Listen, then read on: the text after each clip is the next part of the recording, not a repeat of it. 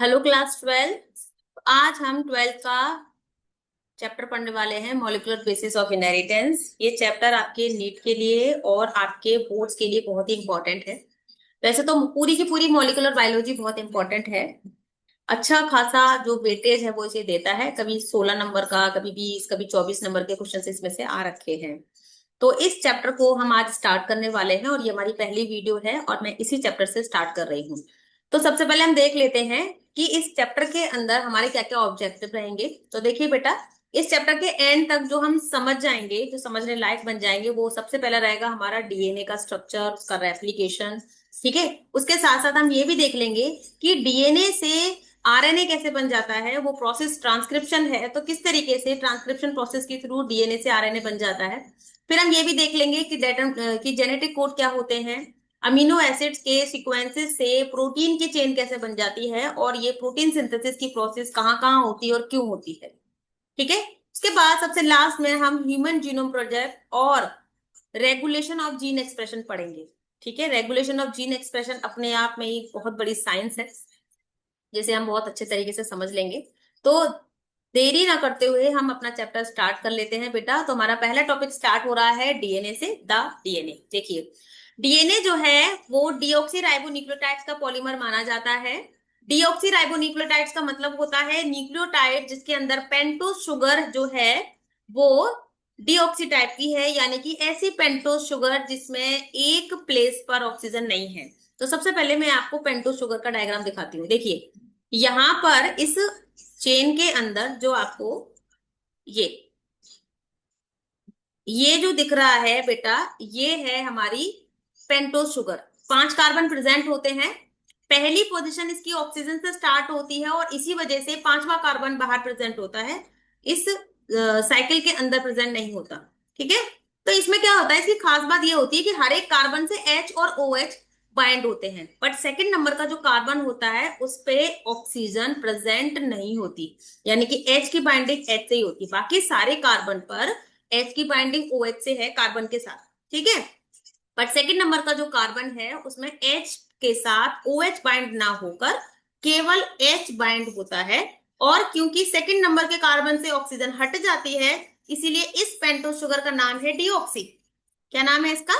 DOP. बहुत ही simple तरीके से इसे हम पढ़ लेते हैं बेटा, ये बहुत अच्छे तरीके से इसे हम समझ लेते हैं, कोई इसमें प्रॉब्लम नहीं आती है। ठीक है। चलिए आगे बढ़ जाते हैं। एक मिनट, अपने उसी जगह पे आ जाते हैं। चलिए देखिए, तो डीएनए जो है इन्हीं डीऑक्सीराइबोन्यूक्लियोटाइड का पॉलीमर होता है। न्यूक्लियोटाइड के अंदर 3 कंपोनेंट्स पाए जाते हैं। पहला कंपोनेंट हो गया हमारा पेंटोज शुगर, जो मैंने अभी अभी आपको बताया। दूसरा कंपोनेंट होता है हमारा फॉस्फेट ग्रुप PO4-2। और तीसरे कंपोनेंट्स होते हैं हमारे नाइट्रोजनस बेसिस, जिसके अंदर हमारे प्यूरिन्स और पायरिमिडीन्स आते हैं। ठीक है।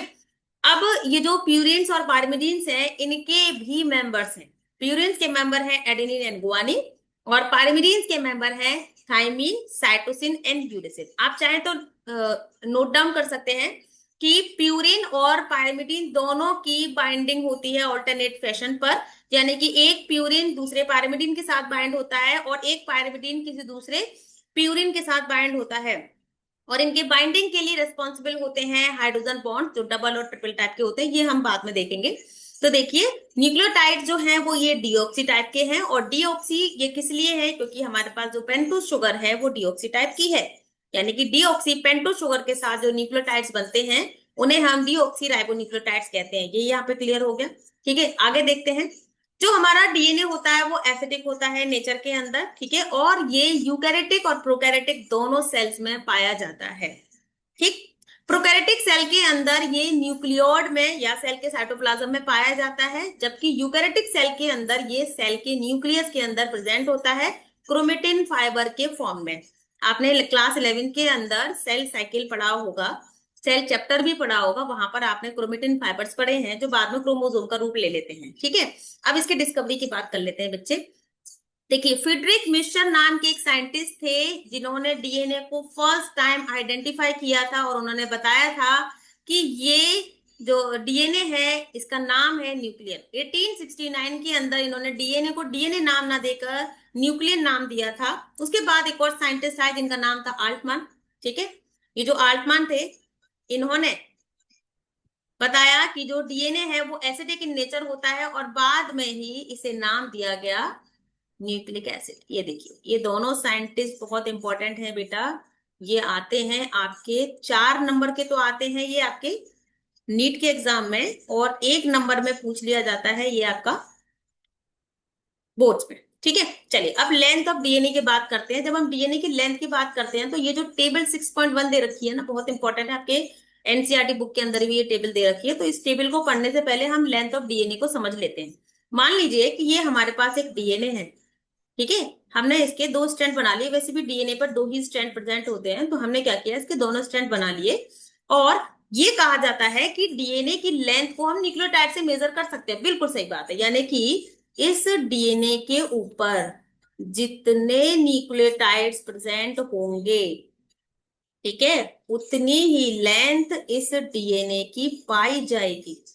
ठीक है, एंड सो ऑन, इसको ऐसे आगे बढ़ा देंगे हम। तो न्यूक्लियोटाइड्स के अंदर यहां पर इस जगह पर बेस पेयर्स प्रेजेंट होते हैं शुगर के साथ। ठीक है, शुगर के साथ बेस पेयर्स प्रेजेंट होते हैं, उससे भी हम डीएनए की लेंथ आइडेंटिफाई कर सकते हैं। कैसे कि जैसे मान लो कि यहां पर एक एडेनिन बाइंड है। ठीक है, क्या बाइंड है, एक एडेनिन बाइंड है, और ये एडेनिन जो है दूसरे स्ट्रैंड पर थाइमीन के साथ जाकर बाइंड हो जाता है। ठीक है, थाइमीन के साथ बाइंड हो गया, और इसी जगह पे यहां पर एक ग्वानिन प्रेजेंट है। ये ग्वानिन प्रेजेंट है, और ये दूसरे स्ट्रैंड के साइटोसिन के साथ जाके बाइंड हो जाता है। अब यही वाइस वर्सा फॉर्म में भी आगे चल के पॉलीन्यूक्लियोटाइड चेन बना लेंगे, यानी कि हम कह सकते हैं डीएनए बना लेंगे। यानी कि ए की बाइंडिंग अगर टी से हो रही है तो टी की बाइंडिंग ए से हो सकती है। इसी तरीके से अगर जी की बाइंडिंग सी से हो रही है तो सी की बाइंडिंग भी जी से हो सकती है। तो ये जो बेटा, ये जो हमारे नाइट्रोजनस बेसेस है ना, जिसमें कि एक प्यूरिन, हमारा एडेनिन क्या है, प्यूरिन है, थाइमिन क्या है, पायरिमिडिन है। तो यहाँ पर क्या है कि एक प्यूरिन दूसरे पायरिमिडिन के साथ जुड़ा हुआ है। तो ये क्या है, ये ऑल्टरनेटिव फैशन पे जुड़े होते हैं हमारे प्यूरिन एंड पायरिमिडिन। तो इन्हें हम बेस पेयर्स बोलते हैं। क्या बोलते हैं इन्हें ही हम बेस पेयर्स बोलते हैं। तो किसी डीएनए की चेन को अगर आप देखना चाहते हैं उसकी कितनी लेंथ है, तो आप आइडेंटिफाई कर सकते हैं बहुत ही इजीली तरीके से, कि या तो आपको न्यूक्लियोटाइड्स पता हो कि भाई इसके ऊपर इतने न्यूक्लियोटाइड्स प्रेजेंट है, तो वही उसकी लेंथ होगी, या फिर आप बेस पेयर से भी पता लगा सकते हैं। ठीक है, नीचे आ जाते हैं, हमारा टेबल 6.1 जिसमें ऑर्गेनिज्म, जेनेटिक मटीरियल और नंबर ऑफ न्यूक्लियोटाइड्स और बेस पेयर दे रखे हैं। ठीक है, देखिए ये है हमारा 174 बैक्टीरियोफाज। ये जो फाज है ना, फाज, ये जो फाज वर्ड है इसका मतलब होता है वायरस, और बैक्टीरियोफाज का मतलब होता है एक ऐसा बैक्टीरिया जिसको इन्फेक्ट किया हो किसी वायरस ने। ठीक है, तो उसे बैक्टीरियोफाज बोलते हैं। तो बैक्टीरियोफाज के अंदर सिंगल स्टैंडर्ड डीएनए प्रेजेंट होता है, और इसका जो सिंगल स्टैंडर्ड डीएनए होता है वो लीनियर होता है, यानी कि लंबा होता है। ये इस तरीके से ये लंबा होता है। ठीक है, अब ये जो सिंगल स्टैंडर्ड डीएनए है, क्योंकि बैक्टीरिया जो है वो किसी वायरस के थ्रू जो है इन्फेक्ट किया जा रहा है, और वायरस जो होते हैं वैसे तो लिविंग बींग्स नहीं होते हैं। ठीक है, लिविंग बींग्स नहीं है, बट फिर भी ये इनके अंदर जेनेटिक मटेरियल आरएनए भी पाया जाता है और डीएनए भी पाया जाता है, और यहाँ पर जो डीएनए पाया गया है इसके अंदर वो पाया गया सिंगल स्टैंडर्ड। ठीक है, अच्छा नंबर ऑफ न्यूक्लियोटाइड्स की बात कर लेते हैं। तो 5386 बेसिस प्रेजेंट होते हैं इसके अंदर। ठीक है, 5386 बेसिस इसके अंदर प्रेजेंट है। अच्छा दूसरे पे आ जाते हैं लेमडा फास्ट। लेमडा फास्ट जो होता है उसके अंदर डबल स्टैंडर्ड डीएनए प्रेजेंट है, और ये भी लीनियर है। ठीक है, ये भी कैसा है, ये भी लीनियर है, और इसके अंदर जो बेस पेयर्स है, देखो ऊपर बताए गए हैं बेसिस और नीचे बताए गए हैं बेस पेयर्स। ठीक है, तो बेस पेयर जो दिए गए हैं वो दिए गए हैं 48502 बेस पेयर्स। अच्छा बेसिस दे रखे हैं, आपको बेस पेयर निकालने हैं, तो आप यहां पर ये जो है ना, ये जो बेसिस दे रखे हैं, ठीक है, बेसिस का मतलब होता है बेटा ये जो डीएनए की चेन हमने बनाई है ना, इसके केवल एक साइड पे जो नाइट्रोजनस बेसिस पाए जाएंगे वो बेसिस होंगे।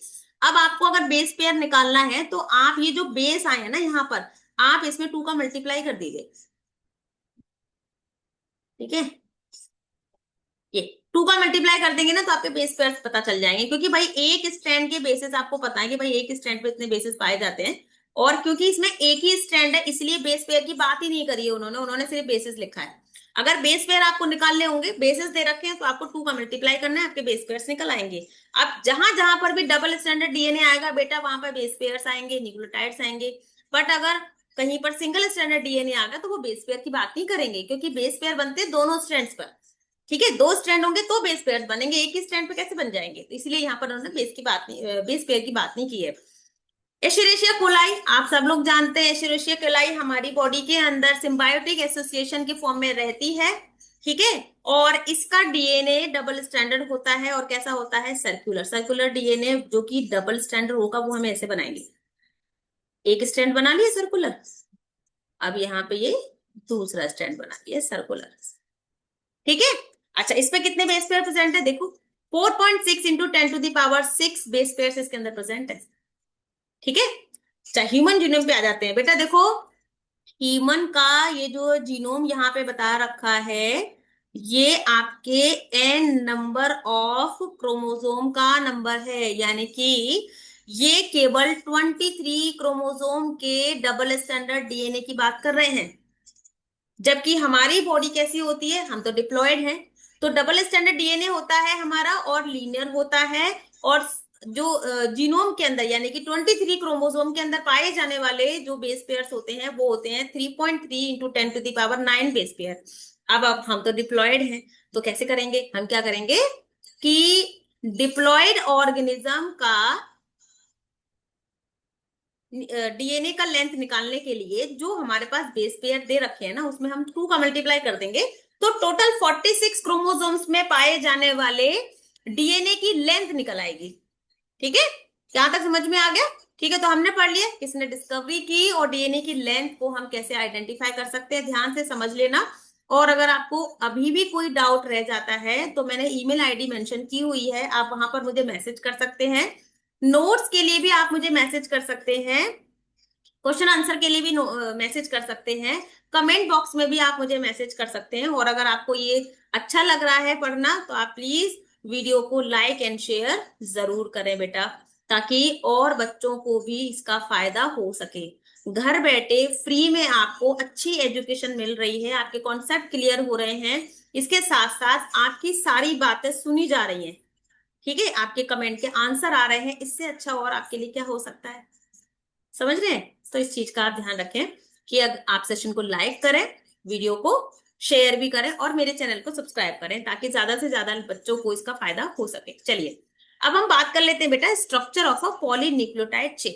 ठीक है, पॉलीन्यूक्लियोटाइड चेन का मतलब होता है बेटा बहुत सारे न्यूक्लियोटाइड मिलकर पॉलीमराइजेशन प्रोसेस के थ्रू एक चेन फॉर्म कर रहे हैं, तो उसे हम बोलेंगे पॉलीन्यूक्लियोटाइड चेन। ठीक है, तो चलिए, तो the basic unit of DNA is nucleotide. ठीक है, किसी भी डीएनए की जो बेसिक यूनिट होती है बेटा वो न्यूक्लियोटाइड होती है, और ये 3 इंपॉर्टेंट कंपोनेंट से बनी होती है। अभी अभी हमने बात की इसके बारे में, है ना। कौन से 3 कंपोनेंट है ये, चलो एक मिनट देख लेते हैं। 3 इंपॉर्टेंट कंपोनेंट्स यहाँ पर प्रेजेंट है, कौन कौन से। पहला दे रखा है बेटा देखो, एक नाइट्रोजनस बेस है, दूसरा दे रखा है पेंटोज शुगर, एक पेंटोज शुगर होगी, और पेंटोज शुगर भी कौन सी होगी, डीऑक्सी राइबोस टाइप की पेंटोज शुगर होगी। डीऑक्सी राइबोस मैं आपको बता चुकी हूँ, फिर से बता देती हूँ कि पेंटोज शुगर के दूसरे कार्बन से ऑक्सीजन रिमूव हो जाता है, और यही ऑक्सीजन ये जो पेंटोज शुगर होती है ये डीएनए फॉर्म करती है बाकी के 2 और कंपोनेंट के साथ मिलकर। इस पेंटो शुगर को हम बोलते हैं डीऑक्सी राइबोस। राइबोस टाइप की शुगर है, ध्यान रखना, ये राइबोस टाइप की पेंटो शुगर होती है। अच्छा तीसरा कंपोनेंट क्या होता है, तीसरा कंपोनेंट होता है हमारा फॉस्फेट ग्रुप, जिसको हम लिखते हैं PO4-2। ये जो फॉस्फेट होता है ना, ये बहुत ही इंपॉर्टेंट रोल प्ले करता है बेटा। ये पता क्या करता है, इसके ऊपर -2 चार्ज है, और इसकी प्रेजेंस की वजह से ही हमारा डीएनए नेगेटिवली चार्ज माना जाता है, बट इसके भी अपने फायदे। ठीक है, चलिए अब यहाँ पर हम बात करेंगे कि 2 टाइप के नाइट्रोजनस बेसिस होते हैं। पहला होता है प्यूरेन, जो कि हेट्रोसाइक्लिक एरोमेटिक ऑर्गेनिक कंपाउंड है। एरोमेटिक ऑर्गेनिक कंपाउंड का मतलब होता है कार्बन जिसमें प्रेजेंट है और जिसने बेंजीन रिंग बना रखी है। ऐसा ऑर्गेनिक एरोमेटिक कंपाउंड कहा जाता है, और इसके अंदर 9 मेंबर्स होते हैं, यानी कि 9 कार्बन प्रेजेंट होते हैं। डबल रिंग स्ट्रक्चर होता है जिसके अंदर नाइट्रोजन प्रेजेंट होता है 1 3 7 एंड 9th पोजीशन पे। जरा एक बार हम बना लेते हैं यहाँ पर इसको, आपको ना और क्लियर हो जाएगा ये। और ये ऐसे, ठीक है। 6 कार्बन तो इसमें आ गए, और 3 कार्बन प्रेजेंट होते हैं यहाँ, ठीक है। 1 2 3, 3 कार्बन यहाँ प्रेजेंट है। थोड़ा डायग्राम सही नहीं बना, बट इससे तो ऐसे ही बनेगा। तो फर्स्ट नंबर के कार्बन, तो ये फर्स्ट नंबर का कार्बन है हमारा, ठीक है। फिर ये 3 नंबर का कार्बन है, ठीक। फिर ये हमारा 7th नंबर का कार्बन है, और ये हमारा 9th नंबर का कार्बन है। तो इस तरीके से 1 3 7 और 9th पोजीशन पर नाइट्रोजन प्रेजेंट रहेगी। काउंटिंग हम इधर से स्टार्ट करेंगे, देखो इधर से, ठीक है। इधर से हम, इधर से, यहां से ये 1, ठीक है। ये हो गया हमारा दूसरा कार्बन, ठीक है, और ये वाला हो गया हमारा तीसरा कार्बन। इस तरीके से हम काउंटिंग स्टार्ट करेंगे।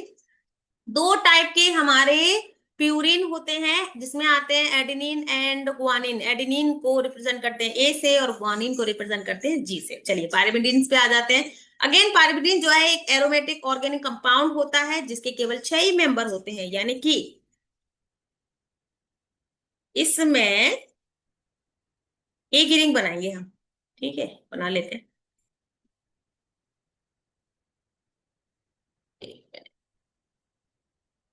और ये कौन से कलर से, इससे बना सकते हैं। इसमें बनती है केवल एक रिंग, ऐसे, ये ऐसे, ऐसे, और ये ऐसे, ठीक है। 6 कार्बन की एक रिंग बनती है इसके अंदर। ये अगेन हमारी एरोमेटिक ऑर्गेनिक कंपाउंड कहे जाते हैं। और देखिए पाइरिमिडीन के अंदर मेंबर कौन कौन से हैं। मेंबर है साइटोसिन, थायमिन, यूरेसिल। अगर नाइट्रोजन की बाइंडिंग की बात करें तो नाइट्रोजन फर्स्ट कार्बन के साथ बाइंड होता है, और थर्ड कार्बन के साथ बाइंड होता है। यही तो इसकी पहचान होती है, ठीक है, यही इसकी पहचान है। चलिए आगे बढ़ जाते हैं, ठीक है। आगे बढ़ के हम देखते हैं आगे का हमारा क्या क्या है, ठीक है। आगे बढ़ के देखेंगे कि हमारी जो पॉलीन्यूक्लियोटाइड चेन होती है उसके अंदर अलग अलग टाइप की लिंकेज पाई जाती है। बेटा देखो, अब मैं ना आपको यहाँ पे बताने वाली हूँ डीएनए का बैकबोन स्ट्रक्चर। बहुत ही कम बुक्स के अंदर या बहुत ही कम टीचर हमें इस बैकबोन स्ट्रक्चर के बारे में बताते हैं।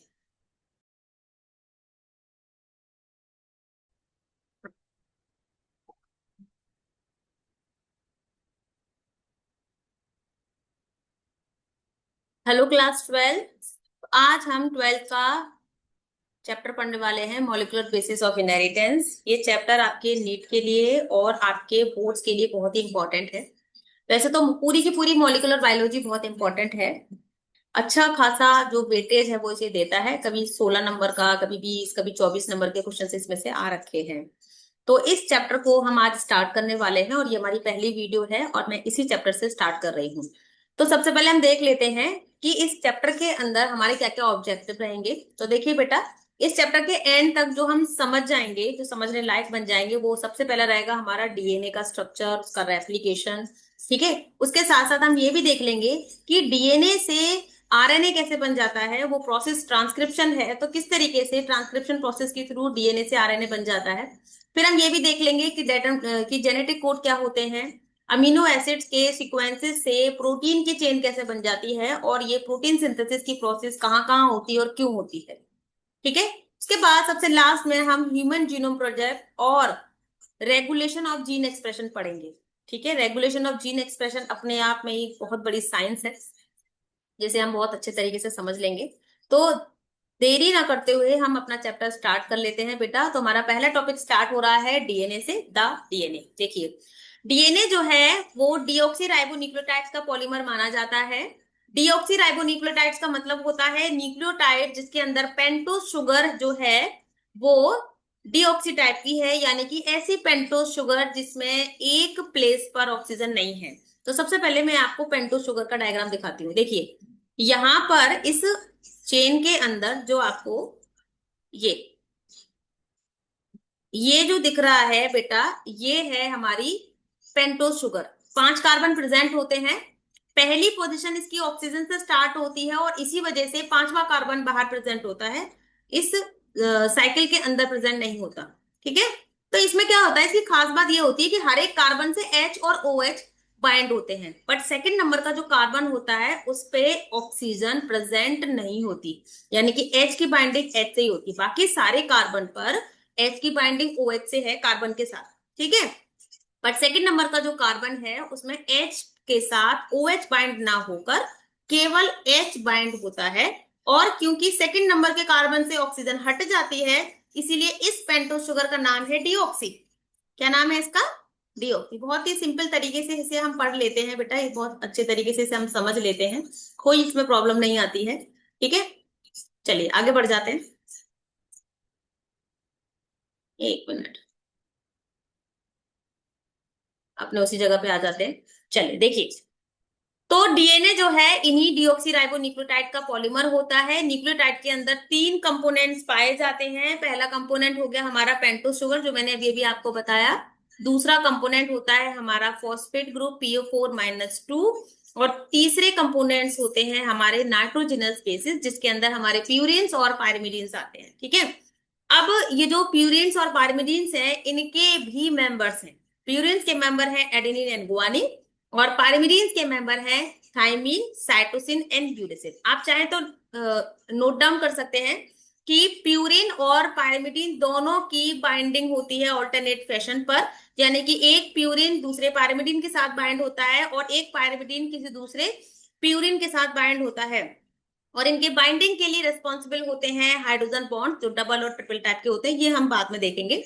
तो देखिए, न्यूक्लियोटाइड जो है वो ये डीऑक्सी टाइप के हैं। और डीऑक्सी ये किस लिए है, क्योंकि हमारे पास जो पेंटोज शुगर है वो डीऑक्सी टाइप की है, यानी कि डीऑक्सी पेंटोज शुगर के साथ जो न्यूक्लियोटाइड्स बनते हैं उन्हें हम डीऑक्सी राइबो न्यूक्लियोटाइड्स कहते हैं। ये यहाँ पे क्लियर हो गया। ठीक है, आगे देखते हैं। जो हमारा डीएनए होता है वो एसिडिक होता है नेचर के अंदर। ठीक है। और ये यूकैरियोटिक और प्रोकैरियोटिक दोनों सेल्स में पाया जाता है। ठीक। प्रोकैरियोटिक सेल के अंदर ये न्यूक्लियोइड में या सेल के साइटोप्लाज्म में पाया जाता है, जबकि यूकैरियोटिक सेल के अंदर ये सेल के न्यूक्लियस के अंदर प्रेजेंट होता है क्रोमेटिन फाइबर के फॉर्म में। आपने क्लास 11 के अंदर सेल साइकिल पढ़ा होगा, सेल चैप्टर भी पढ़ा होगा, वहां पर आपने क्रोमेटिन फाइबर्स पढ़े हैं जो बाद में क्रोमोसोम का रूप ले लेते हैं। ठीक है। अब इसके डिस्कवरी की बात कर लेते हैं बच्चे। देखिए, फ्रीडरिक मिशर नाम के एक साइंटिस्ट थे जिन्होंने डीएनए को फर्स्ट टाइम आइडेंटिफाई किया था, और उन्होंने बताया था कि ये जो डीएनए है इसका नाम है न्यूक्लियर। 1869 के अंदर इन्होंने डीएनए को डीएनए नाम ना देकर न्यूक्लियर नाम दिया था। उसके बाद एक और साइंटिस्ट आए जिनका नाम था आल्टमैन। ठीक है। ये जो आल्टमैन थे, इन्होंने बताया कि जो डीएनए है वो एसिडिक इन नेचर होता है, और बाद में ही इसे नाम दिया गया न्यूक्लिक एसिड। ये देखिए, ये दोनों साइंटिस्ट बहुत इंपॉर्टेंट हैं बेटा। ये आते हैं आपके 4 नंबर के, तो आते हैं ये आपके नीट के एग्जाम में, और 1 नंबर में पूछ लिया जाता है ये आपका बोर्ड्स में। ठीक है। चलिए, अब लेंथ ऑफ डीएनए की बात करते हैं। जब हम डीएनए की लेंथ की बात करते हैं तो ये जो टेबल 6.1 दे रखी है ना, बहुत इंपॉर्टेंट है। आपके एनसीईआरटी बुक के अंदर भी ये टेबल दे रखी है, तो इस टेबल को पढ़ने से पहले हम लेंथ ऑफ डीएनए को समझ लेते हैं। मान लीजिए कि ये हमारे पास एक डीएनए है। ठीक है। हमने इसके 2 स्ट्रैंड बना लिए। वैसे भी डीएनए पर 2 ही स्ट्रैंड प्रेजेंट होते हैं, तो हमने क्या किया, इसके दोनों स्ट्रैंड बना लिए। और ये कहा जाता है कि डीएनए की लेंथ को हम न्यूक्लियोटाइड से मेजर कर सकते हैं। बिल्कुल सही बात है, यानी कि इस डीएनए के ऊपर जितने न्यूक्लियोटाइड्स प्रेजेंट होंगे, ठीक है, उतनी ही लेंथ इस डीएनए की पाई जाएगी। ठीक है, एंड सो ऑन, इसको ऐसे आगे बढ़ा देंगे हम। तो न्यूक्लियोटाइड्स के अंदर यहां पर इस जगह पर बेस पेयर्स प्रेजेंट होते हैं शुगर के साथ। ठीक है। शुगर के साथ बेस पेयर्स प्रेजेंट होते हैं, उससे भी हम डीएनए की लेंथ आइडेंटिफाई कर सकते हैं। कैसे? कि जैसे मान लो कि यहां पर एक एडेनिन बाइंड है। ठीक है, क्या बाइंड है? एक एडेनिन बाइंड है। और ये एडेनिन जो है दूसरे स्ट्रैंड पर थाइमिन के साथ जाकर बाइंड हो जाता है। ठीक है, थाइमिन के साथ बाइंड हो गया। और इसी जगह पे यहां पर एक गुआनिन प्रेजेंट है, ये गुआनिन प्रेजेंट है, और ये दूसरे स्ट्रैंड के साइटोसिन के साथ जाके बाइंड हो जाता है। अब यही वाइस वर्सा फॉर्म में भी आगे चल के पॉलीन्यूक्लियोटाइड चेन बना लेंगे, यानी कि हम कह सकते हैं डीएनए बना लेंगे। यानी कि ए की बाइंडिंग अगर टी से हो रही है तो टी की बाइंडिंग ए से हो सकती है, इसी तरीके से अगर जी की बाइंडिंग सी से हो रही है तो सी की बाइंडिंग भी जी से हो सकती है। तो ये जो बेटा ये जो हमारे नाइट्रोजनस बेसेस है ना, जिसमें कि एक प्यूरिन, हमारा एडेनिन क्या है, प्यूरिन है, थायमिन क्या है, पायरिमिडिन है। तो यहाँ पे क्या है कि एक प्यूरिन दूसरे पायरिमिडिन के साथ जुड़ा हुआ है, तो ये क्या है, ये ऑल्टरनेटिव फैशन पे जुड़े होते हैं हमारे प्यूरिन्स एंड पायरिमिडिन्स। तो इन्हें हम बेस पेयर्स बोलते हैं। क्या बोलते हैं इन्हें ही हम बेस पेयर्स बोलते हैं। तो किसी डीएनए की चेन को अगर आप देखना चाहते हैं उसकी कितनी लेंथ है, तो आप आइडेंटिफाई कर सकते हैं बहुत ही इजीली तरीके से, कि या तो आपको न्यूक्लियोटाइड्स पता हो कि भाई इसके ऊपर इतने न्यूक्लियोटाइड्स प्रेजेंट है, तो वही उसकी लेंथ होगी, या फिर आप बेस पेयर से भी पता लगा सकते हैं। ठीक है, नीचे आ जाते हैं, हमारा टेबल 6.1 जिसमें ऑर्गेनिज्म, जेनेटिक मटीरियल और नंबर ऑफ न्यूक्लियोटाइड्स और बेस पेयर दे रखे हैं। ठीक है, देखिए ये है हमारा 174 बैक्टीरियोफाज। ये जो फाज है ना, फाज, ये जो फाज वर्ड है इसका मतलब होता है वायरस, और बैक्टीरियोफाज का मतलब होता है एक ऐसा बैक्टीरिया जिसको इन्फेक्ट किया हो किसी वायरस ने। ठीक है, तो उसे बैक्टीरियोफाज बोलते हैं। तो बैक्टीरियोफाज के अंदर सिंगल स्टैंडर्ड डीएनए प्रेजेंट होता है, और इसका जो सिंगल स्टैंडर्ड डीएनए होता है वो लीनियर होता है, यानी कि लंबा होता है। ये इस तरीके से ये लंबा होता है। ठीक है, अब ये जो सिंगल स्टैंडर्ड डीएनए है, क्योंकि बैक्टीरिया जो है वो किसी वायरस के थ्रू जो है इन्फेक्ट किया जा रहा है, और वायरस जो होते हैं वैसे तो लिविंग बींग्स नहीं होते हैं। ठीक है, लिविंग बींग्स नहीं है, बट फिर भी ये इनके अंदर जेनेटिक मटेरियल आरएनए भी पाया जाता है और डीएनए भी पाया जाता है, और यहाँ पर जो डीएनए पाया गया है इसके अंदर वो पाया गया सिंगल स्टैंडर्ड। ठीक है, अच्छा नंबर ऑफ न्यूक्लियोटाइड्स की बात कर लेते हैं, तो 5386 बेसिस प्रेजेंट होते हैं इसके अंदर। ठीक है, 5386 बेसिस इसके अंदर प्रेजेंट है। अच्छा दूसरे पे आ जाते हैं, लैम्डा फास्ट। लैम्डा फास्ट जो होता है उसके अंदर डबल स्टैंडर्ड डीएनए प्रेजेंट है, और ये भी लीनियर है। ठीक है, ये भी कैसा है, ये भी लीनियर है, और इसके अंदर जो बेस पेयर्स है, देखो ऊपर बताए गए हैं बेसिस और नीचे बताए गए हैं बेस पेयर्स। ठीक है, तो बेस पेयर जो दिए गए हैं वो दिए गए हैं 48502 बेस पेयर्स। अच्छा बेसिस दे रखे हैं, आपको बेस पेयर निकालने हैं, तो आप यहां पर ये जो है ना, ये जो बेसिस दे रखे हैं, ठीक है, बेसिस का मतलब होता है बेटा ये जो डीएनए की चेन हमने बनाई है ना, इसके केवल एक साइड पे जो नाइट्रोजनस बेसिस पाए जाएंगे वो बेसिस होंगे। अब आपको अगर बेस पेयर निकालना है तो आप ये जो बेस आए हैं ना यहाँ पर, आप इसमें 2 का मल्टीप्लाई कर दीजिए। ठीक है, ये 2 का मल्टीप्लाई कर देंगे ना तो आपके बेस पेयर्स पता चल जाएंगे, क्योंकि भाई एक स्ट्रैंड के बेसिस आपको पता है कि भाई एक स्ट्रैंड पे इतने बेसिस पाए जाते हैं, और क्योंकि इसमें एक ही स्ट्रैंड है इसलिए बेस पेयर की बात ही नहीं करी है उन्होंने सिर्फ बेसिस लिखा है। अगर बेस पेयर आपको निकालने होंगे, बेसिस दे रखे हैं, तो आपको 2 का मल्टीप्लाई करना है, आपके बेस पेयर्स निकल आएंगे। अब जहां जहां पर भी डबल स्टैंडर्ड डीएनए आएगा बेटा वहां पर बेस पेयर्स आएंगे, न्यूक्लियोटाइड्स आएंगे। बट अगर कहीं पर सिंगल स्टैंडर्ड डीएनए आ गया तो वो बेस पेयर की बात नहीं करेंगे, क्योंकि बेस पेयर बनते हैं दोनों स्ट्रैंड्स पर। ठीक है, 2 स्ट्रैंड होंगे तो बेस पेयर बनेंगे, एक ही स्ट्रैंड पे कैसे बन जाएंगे, तो इसलिए यहाँ पर उन्होंने बेस पेयर की बात नहीं की है। एशेरेशिया कोलाई आप सब लोग जानते हैं, एशेरेशिया कोलाई हमारी बॉडी के अंदर सिम्बायोटिक एसोसिएशन के फॉर्म में रहती है। ठीक है, और इसका डीएनए डबल स्टैंडर्ड होता है, और कैसा होता है, सर्कुलर। सर्कुलर डीएनए जो कि डबल स्टैंडर्ड होगा वो हम ऐसे बनाएंगे, एक स्टैंड बना लिया सर्कुलर, अब यहाँ पे ये दूसरा स्टैंड बना लिया सर्कुलर। ठीक है, अच्छा इस पे कितने बेस पेयर प्रेजेंट है, देखो 4.6 इंटू 10⁶ बेस पेयर इसके अंदर प्रेजेंट है। ठीक है, अच्छा ह्यूमन जीनोम पे आ जाते हैं बेटा, देखो ह्यूमन का ये जो जीनोम यहाँ पे बता रखा है, ये आपके एन नंबर ऑफ क्रोमोसोम का नंबर है, यानी कि ये केवल 23 क्रोमोसोम के डबल स्टैंडर्ड डीएनए की बात कर रहे हैं। जबकि हमारी बॉडी कैसी होती है, हम तो डिप्लॉयड हैं, तो डबल स्टैंडर्ड डीएनए होता है हमारा और लीनियर होता है, और जो जीनोम के अंदर यानी कि 23 क्रोमोसोम के अंदर पाए जाने वाले जो बेस पेयर्स होते हैं वो होते हैं 3.3 इंटू 10⁹ बेस पेयर। अब हम तो डिप्लॉयड हैं, तो कैसे करेंगे, हम क्या करेंगे कि डिप्लॉयड ऑर्गेनिज्म का डीएनए का लेंथ निकालने के लिए जो हमारे पास बेस पेयर दे रखे हैं ना, उसमें हम 2 का मल्टीप्लाई कर देंगे, तो टोटल 46 क्रोमोसोम्स में पाए जाने वाले डीएनए की लेंथ निकल आएगी। ठीक है, यहां तक समझ में आ गया। ठीक है, तो हमने पढ़ लिया किसने डिस्कवरी की और डीएनए की लेंथ को हम कैसे आइडेंटिफाई कर सकते हैं, ध्यान से समझ लेना। और अगर आपको अभी भी कोई डाउट रह जाता है तो मैंने ईमेल आईडी मेंशन की हुई है, आप वहां पर मुझे मैसेज कर सकते हैं।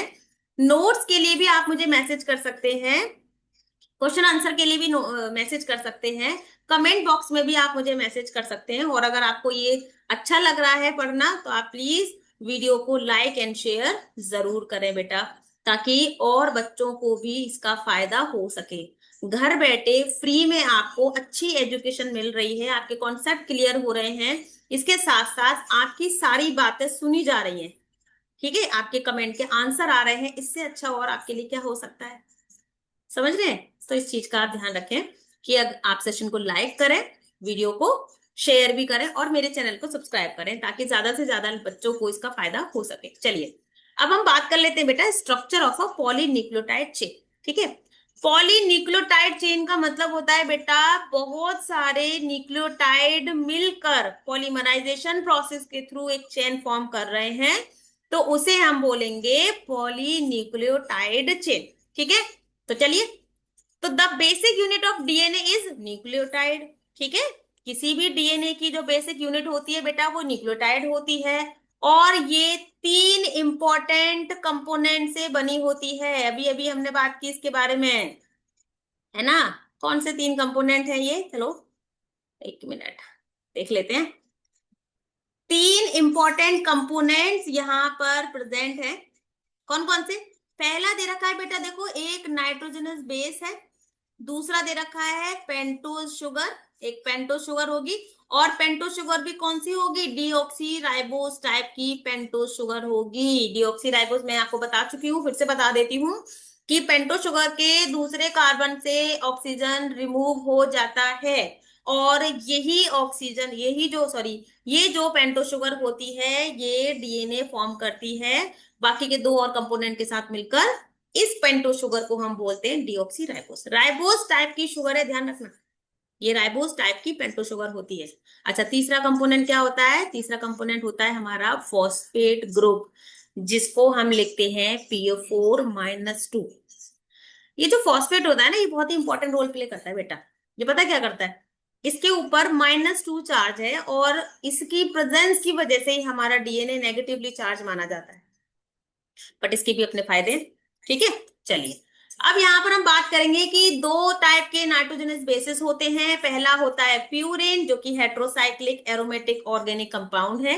एरोमेटिक ऑर्गेनिक कंपाउंड का मतलब होता है कार्बन जिसमें प्रेजेंट है और जिसने बेंजीन रिंग बना रखी है, ऐसा ऑर्गेनिक एरोमेटिक कंपाउंड कहा जाता है। और इसके अंदर 9 मेंबर्स होते हैं, यानी कि 9 कार्बन प्रेजेंट होते हैं। डबल रिंग स्ट्रक्चर होता है जिसके अंदर नाइट्रोजन प्रेजेंट होता है 1, 3, 7 एंड 9th पोजीशन पे। जरा एक बार हम बना लेते हैं यहाँ पर इसको, आपको ना और क्लियर हो जाएगा ये।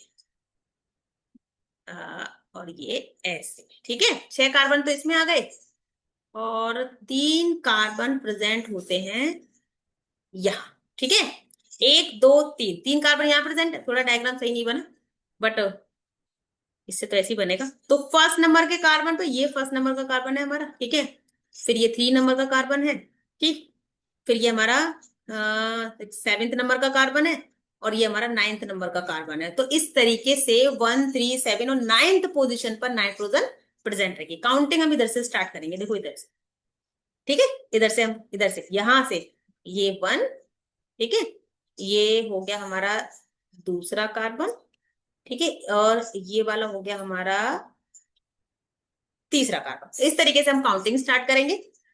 दो टाइप के हमारे प्यूरिन होते हैं, जिसमें आते हैं एडेनिन एंड गुआनिन। एडेनिन को रिप्रेजेंट करते हैं ए से और गुआनिन को रिप्रेजेंट करते हैं जी से। चलिए पाइरिमिडीन पे आ जाते हैं। अगेन पाइरिमिडीन जो है एक एरोमेटिक ऑर्गेनिक कंपाउंड होता है जिसके केवल 6 ही मेंबर होते हैं, यानी कि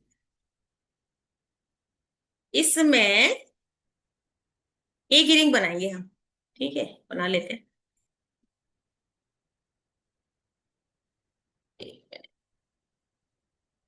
और ये कौन से कलर से इससे बना सकते हैं? इसमें बनती है केवल एक रिंग, ऐसे, ये ऐसे, ऐसे, और ये ऐसे, ठीक है। 6 कार्बन की एक रिंग बनती है इसके अंदर। ये अगेन हमारी एरोमेटिक ऑर्गेनिक कंपाउंड कहे जाते हैं। और देखिए पायरिमिडिन के अंदर मेंबर कौन कौन से हैं? मेंबर है साइटोसिन, थायमिन, यूरेसिल। अगर नाइट्रोजन की बाइंडिंग की बात करें तो नाइट्रोजन फर्स्ट कार्बन के साथ बाइंड होता है और थर्ड कार्बन के साथ बाइंड होता है। यही तो इसकी पहचान होती है। ठीक है, यही इसकी पहचान है। चलिए आगे बढ़ जाते हैं। ठीक है, आगे बढ़ के हम देखते हैं आगे का हमारा क्या क्या है। ठीक है, आगे बढ़ के देखेंगे कि हमारी जो पॉलीन्यूक्लियोटाइड चेन होती है उसके अंदर अलग अलग टाइप की लिंकेज पाई जाती है। बेटा देखो, अब मैं ना आपको यहाँ पे बताने वाली हूँ डीएनए का बैकबोन स्ट्रक्चर। बहुत ही कम बुक्स के अंदर या बहुत ही कम टीचर हमें इस बैकबोन स्ट्रक्चर के बारे में बताते हैं। चल नहीं रहा है।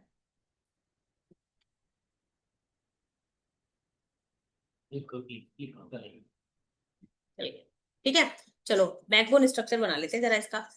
बैकबोन स्ट्रक्चर कैसे बनेगा? ऐसे बनेगा, ऐसे बनेगा, कैसे बनेगा? ऐसे बनेगा, ऐसे बनेगा। बेटा you know Rajesh sir, Rajesh sir chemistry वाले, हम्म, सब जानते हो ना? Very good. कमेंट बॉक्स में बोलना मुझे, जानते हो कि नहीं जानते हो। ठीक है, क्यों पूछ रही हूँ?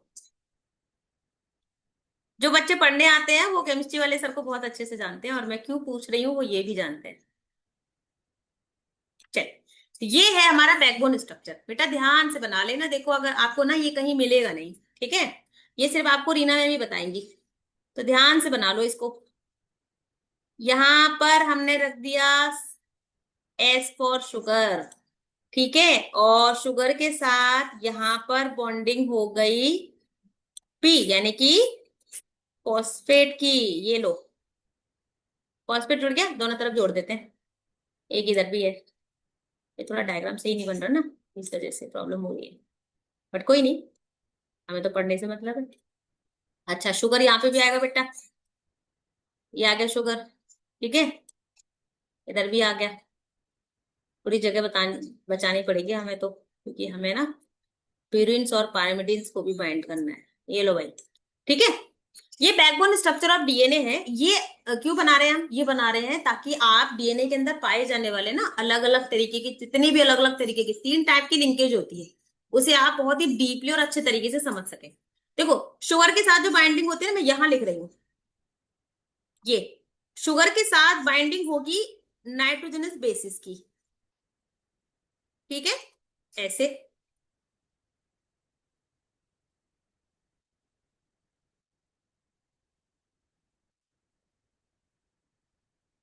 ये भाई डबल बॉन्ड से आ गए यहाँ पर, इन्होंने क्वानिन के साथ मिलके बॉन्डिंग बना ली, ठीक है।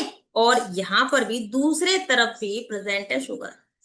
इस स्टैंड के अंदर आप देख सकते हैं, बहुत ही अच्छे तरीके से आपको दिखाई दे रहा है। इस स्टैंड के अंदर इस तरीके की बॉन्डिंग होती है। हमारे पास जगह नहीं है इसलिए हमने अलग से बनाया है, हमें तो समझना है ना।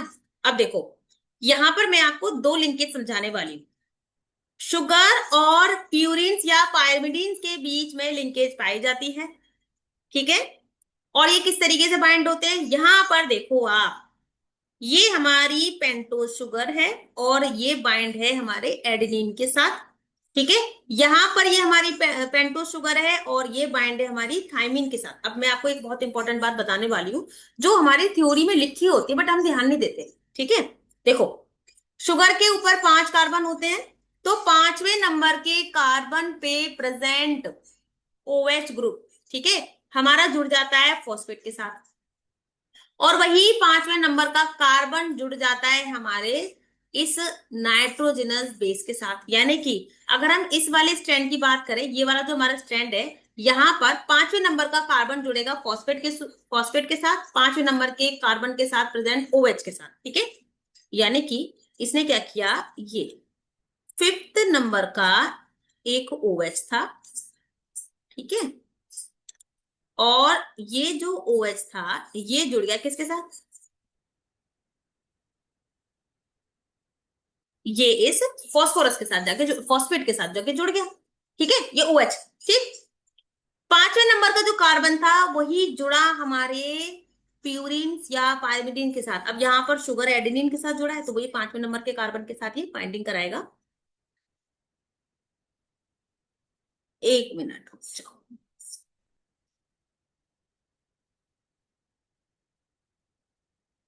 हाँ ठीक है, जुड़ गया। तो ये वाला स्ट्रैंड जो जिसमें 5th नंबर का कार्बन अपनी बहुत ज्यादा इंपॉर्टेंस शो कर रहा है, तो ये पोलैरिटी शो करेगा 5 प्राइम या 5 डैश, जैसे आप लोग 5 डैश समझते हैं। उसके बाद आ जाते हैं हमारा एडेनिन और, अरे ये गुआनिन, सॉरी बेटा गुआनिन नहीं है, ये साइटोसिन है। यहाँ एडेनिन जुड़ेगा थायमीन के साथ, ठीक है।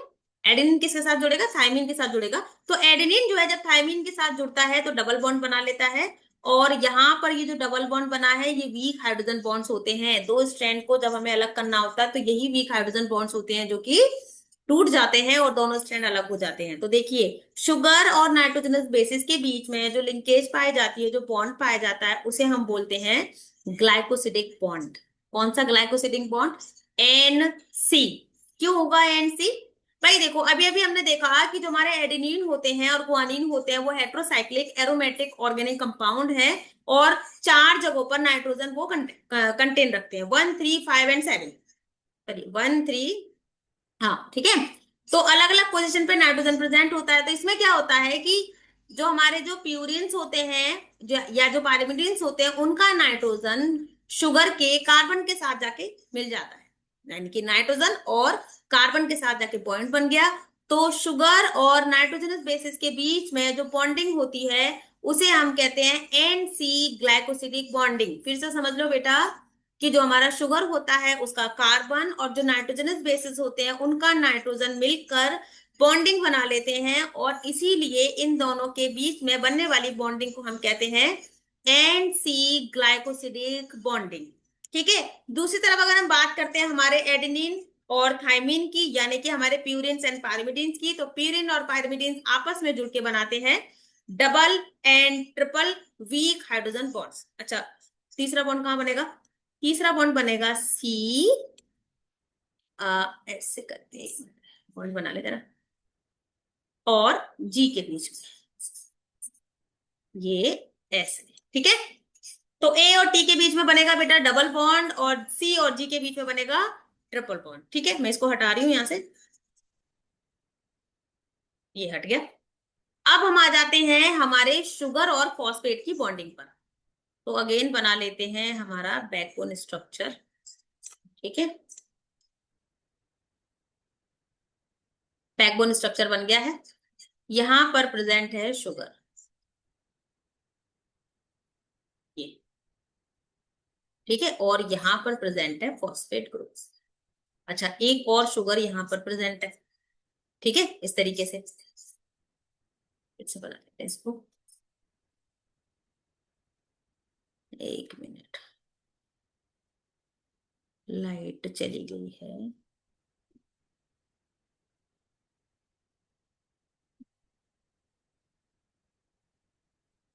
हम्म, ठीक है, दिखाई दे रहा है आपको? अरे ये तो रुक गया, कट कर देना इसे। हाँ